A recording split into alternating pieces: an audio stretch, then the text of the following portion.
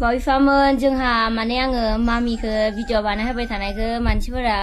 बहुदानो comment हरदों आरोना माबा होननानै फरायहोआलासिनो गथ'खौ दानिफ्रायनो बिदि बायदि भिडिअ बानाय होबाय थानाङा होननानै ओमफ्राय आं बुंनो सानदों आरोना लेखा फरायनायावबो मोसानायावबो मुसुरनायावबो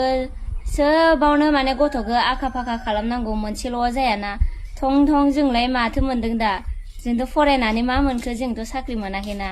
ओंखायनो आङो माने जोंहा आब'नि फिसाजोखौ फारसेनिफ्राय फोरोंलांखादों आरोना उन्दैनिफ्रायनो फरायखांबाथाय होमवर्क खालामखांबाथाय इसे भिडिअ बानायो आरो दसे गेलेहोयो ना मामि